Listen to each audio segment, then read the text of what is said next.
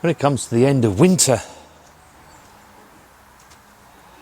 I like to let the chickens just roam over the plots. Our lovely insect eaters. They are really good at finding any grubs or anything that's hiding in your soil. Now, we've had what we want from this row of red cabbage. So it's time for those to come up. And yes, girls, you will see these again in your run. So as we approach winter's end, she has one more amazing surprise for us.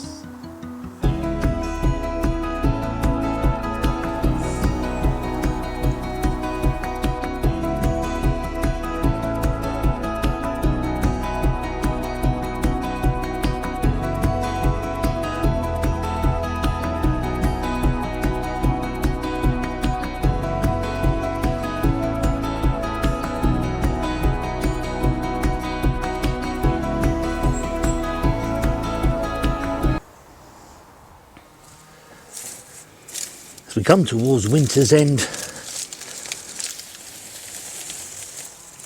find myself needing to do some clearing because I have new plants that are waiting to go in the ground within the next week or so.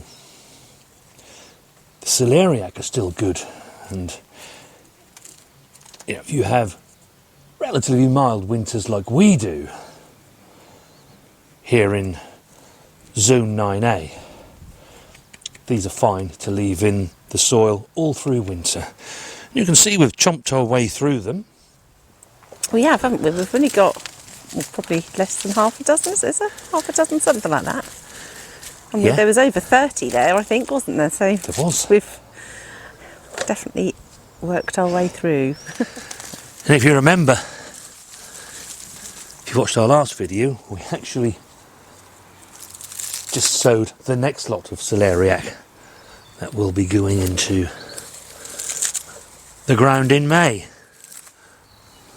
During your harvests, getting them out the way, your ground can then be prepped, ready for end of March plantings in our case. You can see it's fairly clear around here, but where the netting and a brick has been on top of the netting to keep it down, you can see that some of this grass has grown back, so it's an ideal opportunity to get all this out.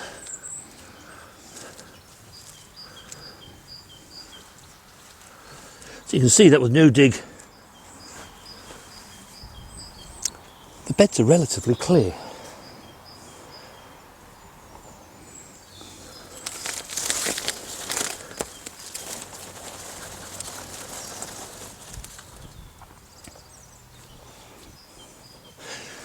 Big plants, Mrs. W. They are big plants. They've been in there a long time as well, haven't they? So. They have. And there's our last Romanesco. And we were expecting this one to be a Romanesco, weren't we? Not a cauliflower, like the other ones. Yes, we were. We certainly were. So let's have you, my booty. How easy that knife went through there, Mrs. W. Beautiful.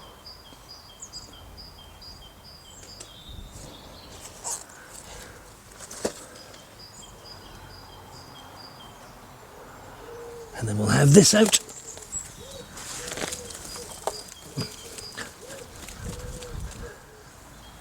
So you want to be gathering any of the old pieces, just so that you're not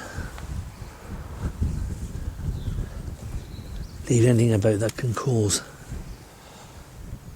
disease. And then with no dig, it's relatively simple. It's just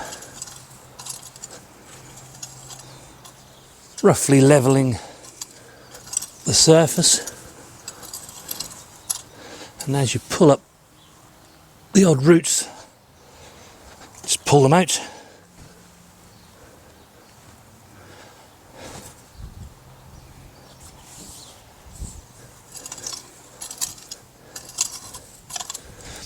Actually, this side of our garden is the wettest, isn't it, Mrs. W? Yes, yes. And you can see that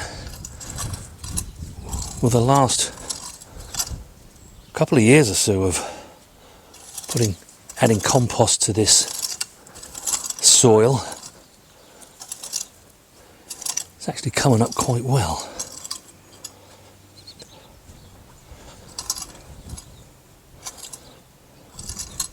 And all I need to do now is to go up to our compost bins and put a nice 1 or 2 inch layer of compost on top.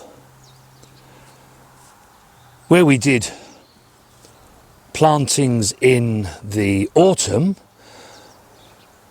we obviously put compost down there before they were planted. So those beds have already been done. But of course with winter crops, they're in the ground for a long, long time. We haven't really had the opportunity to be able to drop compost around them. I don't like to do it around the leeks because I don't want the soil to, or the compost to drop down between the leeks. The sprouts, which you can't see at the moment, we did drop some compost around those, didn't we? Because they're nice tall plants, and the same with the purple sprouting broccoli. And the broad beans, that had a dressing of compost before they were planted at the end of November. The sprouts, I'm going to take the final harvest of the sprouts. You can see it's still trying to form some little ones in here, Mrs. W. It is, isn't it? But it is rising to flower, isn't it? Yes, it is. But in any case, we need the space because in about 2 weeks' time, where we just cleared the Romanesco, and once I clear these are going to be onion beds, and our onions are going to go in there. They're not for you to eat, Poppy, are they, eh? And you're going to get a rain shower on you. Hello. Hello, girl.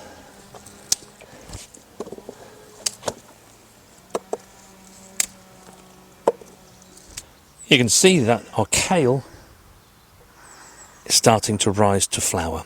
It is its time, that's what happens. But you can actually leave these in the ground and let them flower. Butterflies and all kinds of insects, they love the flowers to these, and they are really pretty flowers being a brassica flower. Same with the dwarf curly kale. If we had more space, then I would leave them to do their thing and flower. One of the things we were thinking of doing this year is maybe dotting some of these around, maybe around the stumpery, the other side of the fence over there where our gooseberries are, maybe some on the back bank, so that we can just allow them to flower and then we can take them up when they're finished. But in these beds, we need them. So what I'm going to do is I'm going to cut this off here because there are still some usable leaves here. This has not actually gone to flower yet, so the leaves should still be okay. And Mrs. W will pick the ones off that we can use. We'll probably use them this week. And the same with the lovely dwarf curly. And actually, even if we didn't get another harvest off these, they're such amazing plants. We've been eating kale since back end of August, early September. It's given many, many months of food to us over the winter. And it's supposed to be a superfood, isn't it, Mrs. W? It is, yeah. Yeah. And it's so much better when you can just come out whenever you wish and just pick yourself some lovely, fresh kale. Belinda was saying in one of the comments on the last video about making some kale crisps, which we've done. Yes, we have many done that times. before. So you are right, Belinda. They are amazing, absolutely amazing.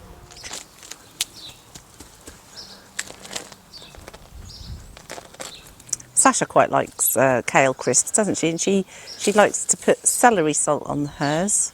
Yeah, she does, doesn't she? Yeah. I like them like that too.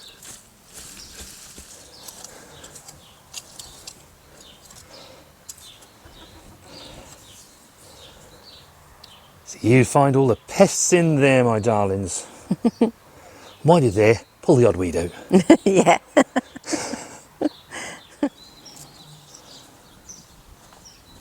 Purple sprouting broccoli Rudolph. Still giving us many harvests. fact, sometimes it's quite a job to keep on top of it. But keep on top of it you must try to do. And it keeps going. You think we're into March now? Well, very nearly. It's the 29th today, isn't it? Yeah. Of February. Still, we are getting these harvests which began in the last week of December. So they do give you a lot of food over a long period.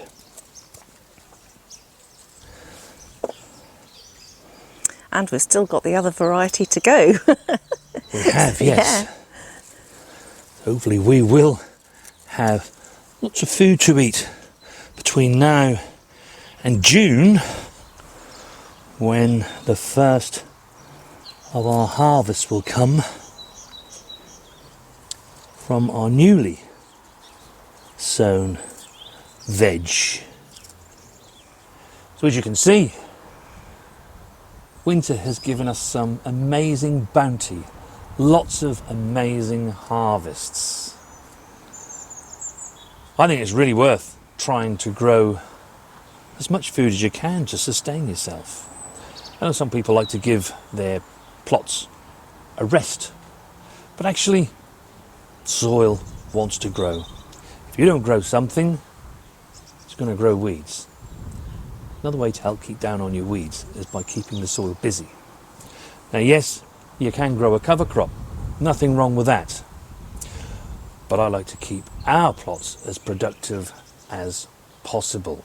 That doesn't spell the end of harvest for us, because we still have some leeks to eat, although they are on borrowed time, because by the end of March our potatoes are going to go there, so they will need to come up. So we shall be enjoying as many of those fresh as we can over the next couple of 3 weeks. Whatever is left, Mrs. W will then freeze, which we can use at some other time. Still have Savoy cabbages still to come. Still got cauliflowers to come. Still got carrots to eat. And of course, plenty of purple sprouting broccoli. As you saw, Rudolph hasn't even finished yet. By the time we get to the end of March and we tip into April, claret shall come on board. And of course, all that, plus what's in the polytunnel and the greenhouse. Still got lots of lettuce, got the spring onions to come. So, we're not going to be short of food, Mrs. W, as we go over into spring. No, we definitely have enough. We've got the spinach as well. The spinach as well, you're quite yeah. right. And, you know, I always try to look as I'm prepping these beds and taking the final harvest, I try to look back and remember in my mind's eye what we did, how we can improve on that. We've done really quite well this year, but we could have done better. I could have done better. We haven't really got enough cabbage or cauliflower. So we need to get a little bit better, maybe just adjusting the sowing times so that they are okay to go in the ground and haven't gone over. But that's something we're working on. And hey, if everything was perfect, there'd be nothing for myself and Mrs. W to do. But of course, all this is only possible if you keep your soil in good health. And as we leave you now, there will be a link on the screen that will take you exactly to that video. Do have a great gardening week, and we shall see you on the next one.